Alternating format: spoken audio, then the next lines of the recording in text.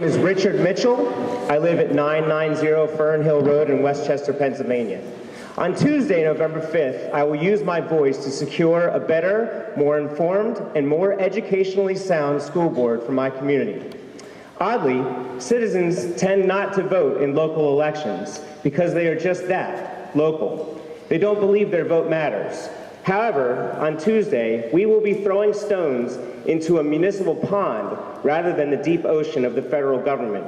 Stones we can witness plunking into the center, ripples we can see spreading from that center and back, ripples that can change things for our community's good, ripples that will become waves which can secure seats on this school board for nominees who care about their school system and the ramifications of their actions on this community.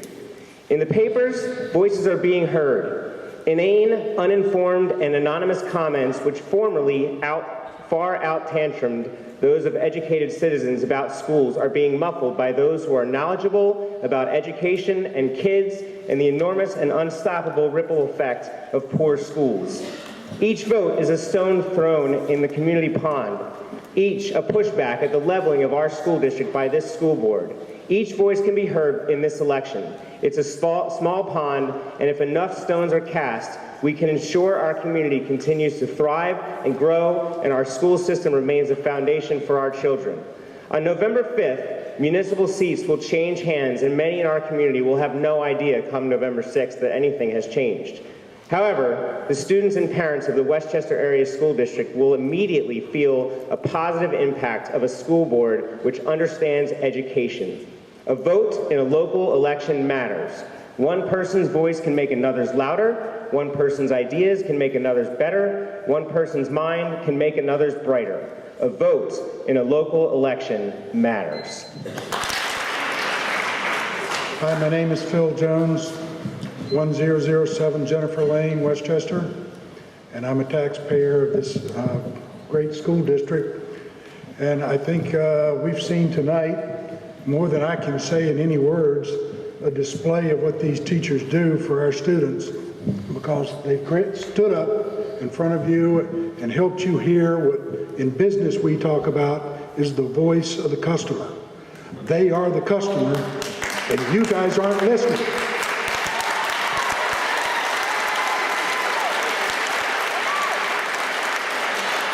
So I have a challenge for you tonight, and I hope you listen very close to this, because I think you've got to commit yourself to solving this. And I suggest that you pick 2 or 3 members amongst you to sit down face to face with the negotiating team, throw your lawyer out and quit wasting my taxpayer dollars on lawyers, and discuss openly how to resolve this matter, and let's get on with life in a great school district. You've got a great administrative organization to support you. You don't need lawyers. Lawyers are what's happening in Congress to us. Absolutely nothing right now. Thank you.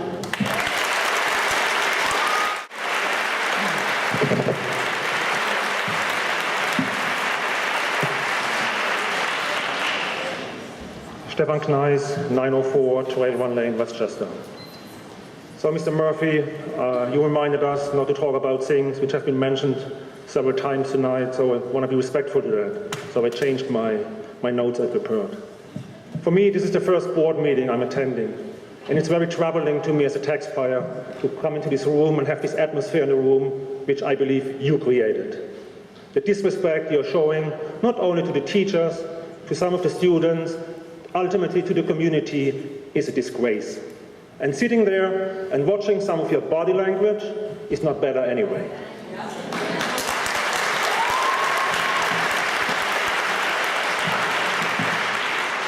I have 2 topics I want to remind you about. One is leadership. You are put in place as leaders of the school district. You show no leadership. After 2 years, you're not able to put a contract in place with teachers which deserve a better contract than they have today.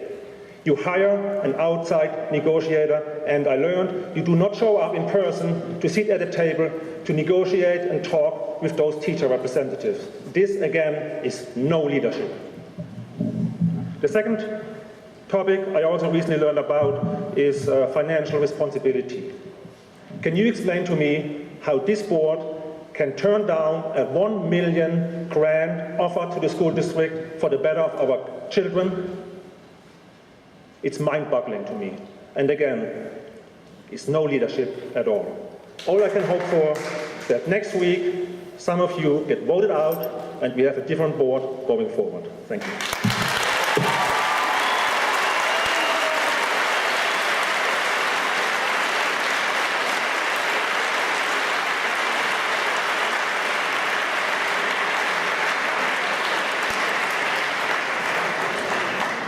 Skilton.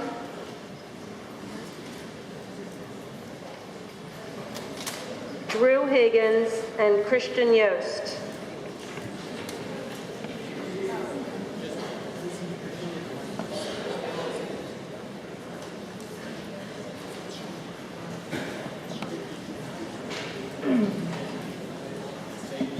Lydia Skilton, 624 Glenwood Lane, Westchester. I, for one, as a taxpayer, am really tired of dysfunctional government. As a taxpayer, I am really tired of dysfunctional government. I am really tired of people who won't talk to each other and be adults and bring things into perspective and get the darn thing done. You know, this is not brain surgery. This is absolutely essential, not only for the school, the students, the teachers, the community, but also financially, property values. All of us have a stake in that. All of us have a stake in what happens in our schools. Nobody who's looking for a house values anything more than being able to have faith in the school district. I know. We just moved to Westchester. We bought a house that had been on the market for 580 days. We sold our house in Tredyffrin in Easttown in 2. Everybody should care. I'm not going to articulate all the wonderful things that everybody has said before me. I endorse them. I agree with them about priorities and leadership. But I'm also saying, practically speaking, we have better ways to spend our time. Get on with it. Talk to the teachers. Attend the sessions. And let's get this done.